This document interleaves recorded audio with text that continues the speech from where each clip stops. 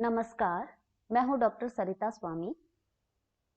आज हम देखते हैं कि भारतीय दर्शन के अनुसार प्रत्यक्ष प्रमाण क्या है, क्योंकि भारतीय दर्शन किसी भी तत्व को जानने का एक साधन मानता है प्रमाण को। इसलिए प्रत्येक दर्शन अपनी प्रमाण मीमांसा और ज्ञान मीमांसा का प्रतिपादन करते हैं। प्रमाण मीमांसा के अंतर्गत सभी दर्शन, लगभग सभी दर्शन प्रत्यक्ष प्रमाण को मानते हैं। कुछ एक प्रमाण, कुछ दो प्रमाण या कुछ विभिन्न प्रमाणों की संख्या मानते हैं। प्रमाणों की संख्या के विषय में मतभेद अवश्य है, किंतु प्रत्यक्ष प्रमाण तो नास्तिक दर्शन भी मानते हैं।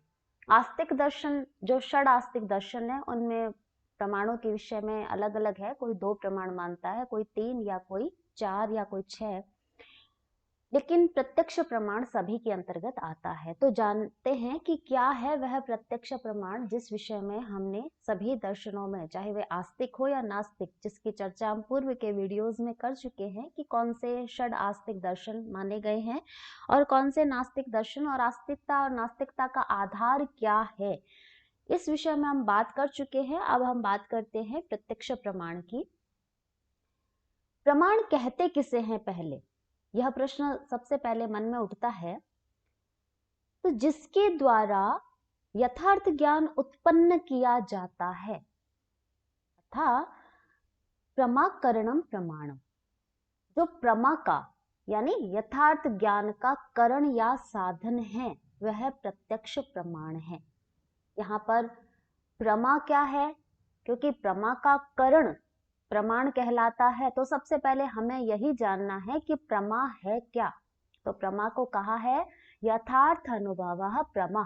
यथार्थ या निश्चित ज्ञान को प्रमा कहते हैं, अर्थात किसी सामान्य ज्ञान को या अयथार्थ ज्ञान को नहीं, अपितु निश्चित ज्ञान को ही प्रमा कहेंगे। और ऐसे अनुभव ही, यानी स्मृति इत्यादि इसके अंतर्गत नहीं आएंगे।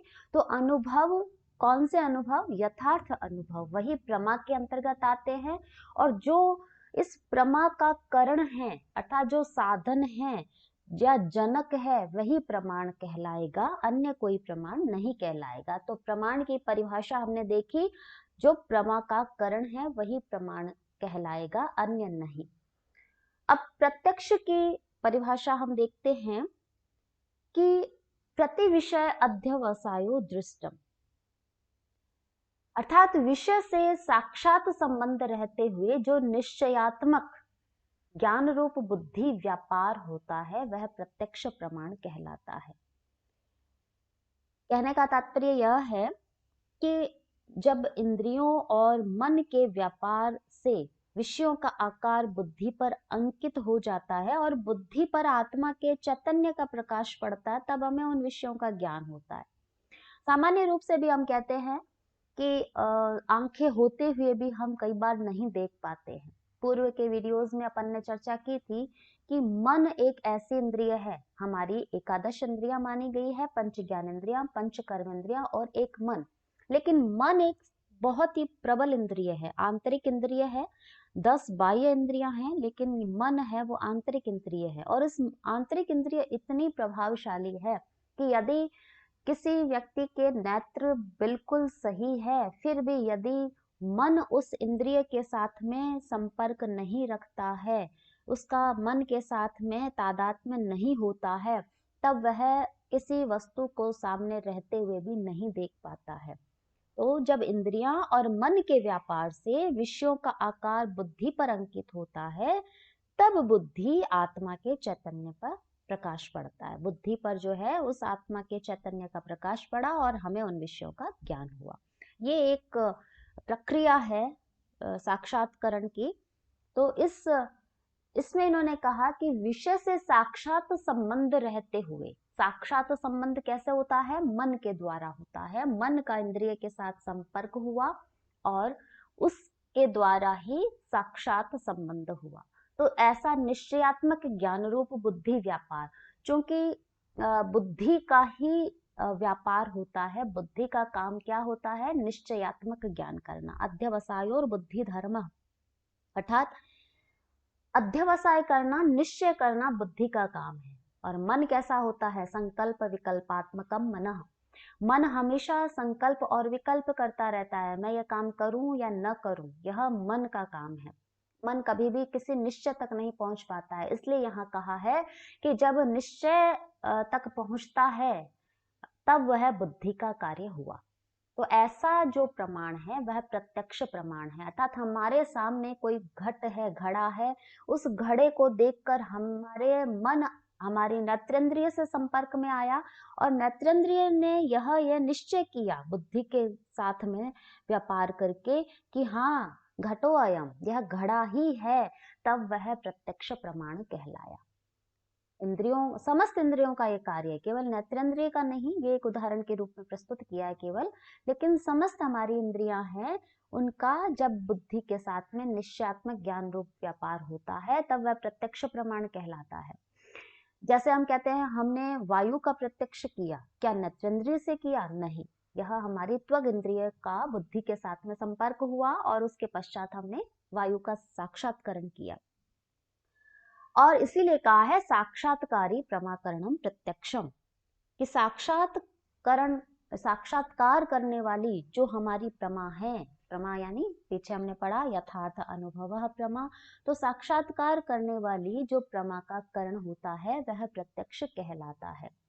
इसका तात्पर्य यह है कि हम किसी भी विषय का इंद्रिय के साथ संयोग होने में जो साक्षात होता है वह प्रत्यक्ष कहलाता है, क्योंकि बुद्धि की वृत्ति को जिसके द्वारा पुरुष को विषय का ज्ञान होता है उसे ही प्रमाण कहते हैं। तो चैतन्य के प्रकाश के बिना जड़ बुद्धि में किसी विषय का ज्ञान नहीं हो सकता है। जब कोई विषय, जैसे वृक्ष दृष्टि पथ में आता है, तब वृक्ष का हमारी दृष्टि इंद्रिय के साथ में संयोग होता है और विषय क्या हुआ? वृक्ष। उस वृक्ष का विश्लेषण और संश्लेषण मन करता है। मन क्योंकि संकल्पात्मक और विकल्पात्मक है, उसका काम ही यही है, उसका व्यापार यही है, संकल्प और विकल्प करना। तो मन यह विश्लेषण संश्लेषण करता है, इंद्रिय और मन के व्यापार से बुद्धि पर प्रभाव पड़ता है और वह विषय का आकार ग्रहण कर लेती है।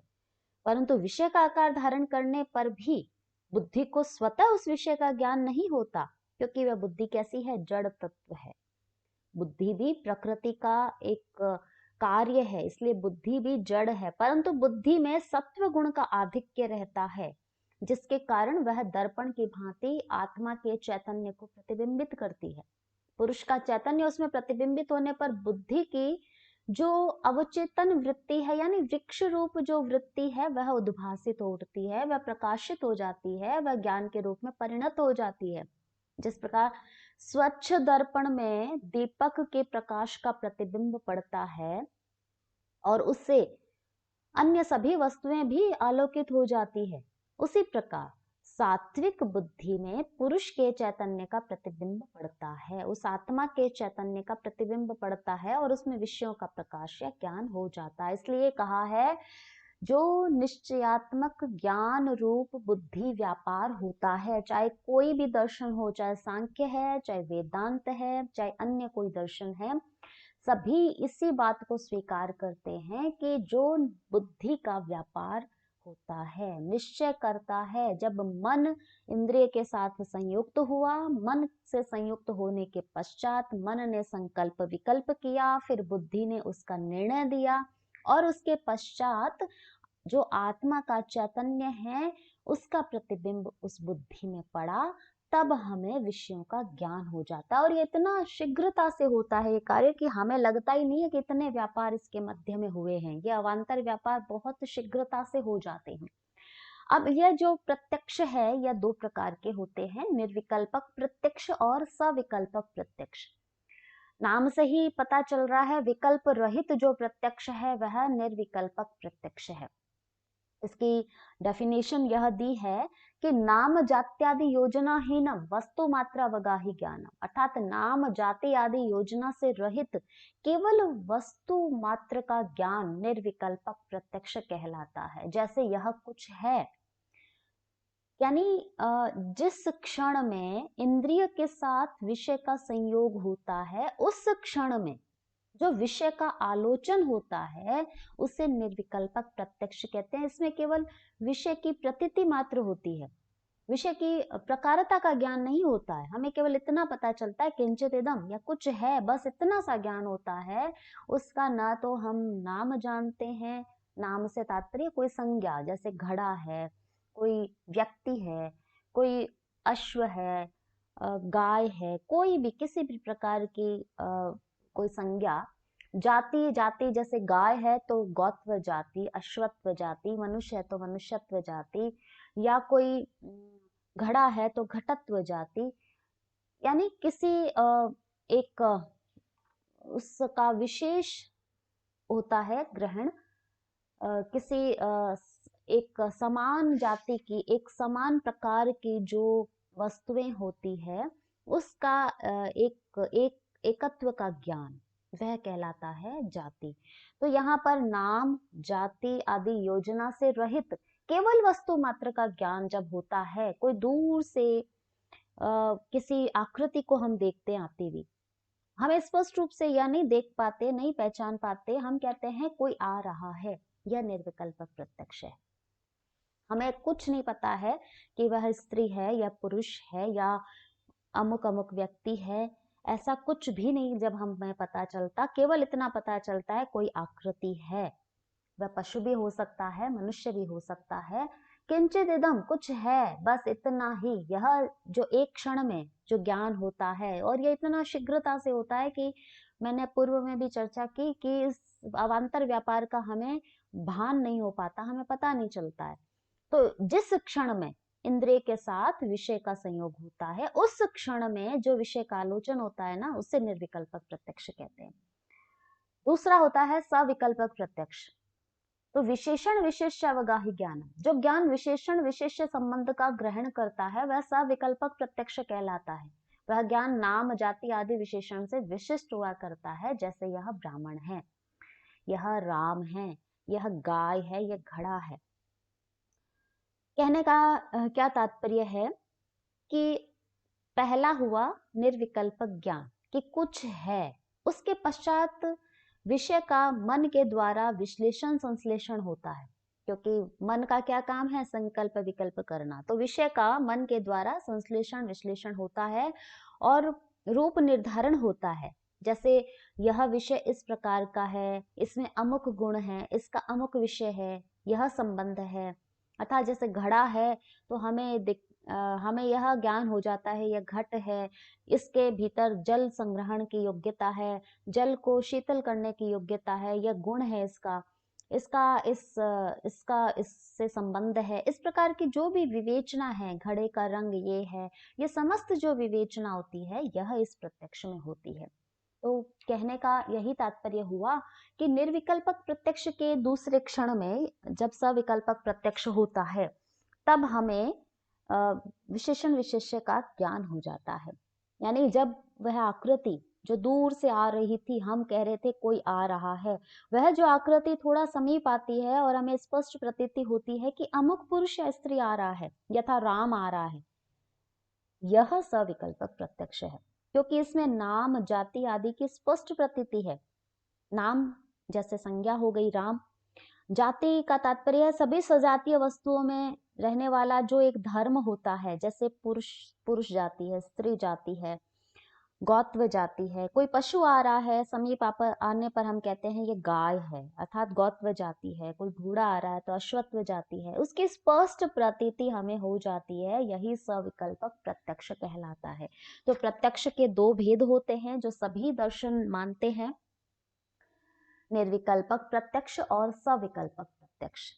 तो इस प्रकार से हमने यह देखा कि प्रत्यक्ष के दो भेद है। प्रत्यक्ष कहते किसे हैं, हमने पढ़ा कि जो भी प्रमा का साकरण है। प्रमा कैसा है, यथार्थ अनुभव प्रमा कहलाती है। तो जो यथार्थ अनुभव है, जो बिल्कुल सत्य ज्ञान है, वही प्रमा है। और उस प्रमा का जो करण है, यानी जिस साधन से हमें वह ज्ञान होता है, वह प्रत्यक्ष प्रमाण है। प्रमाण अलग अलग माने गए हैं, हम आगे और चर्चा करेंगे कि अनुमान प्रमाण क्या है, शब्द प्रमाण क्या है। इस प्रकार से आगे और हम चर्चा करेंगे, लेकिन पूर्व में हमने यह देखा है कि प्रत्यक्ष प्रमाण क्या है। तो प्रमाण के हमने भेद देखे हैं प्रत्यक्ष प्रमाण के, निर्विकल्पक और सविकल्पक। इस प्रकार से यह प्रत्यक्ष प्रमाण हो गया। तो यहाँ तक इतना ही, तब तक के लिए धन्यवाद।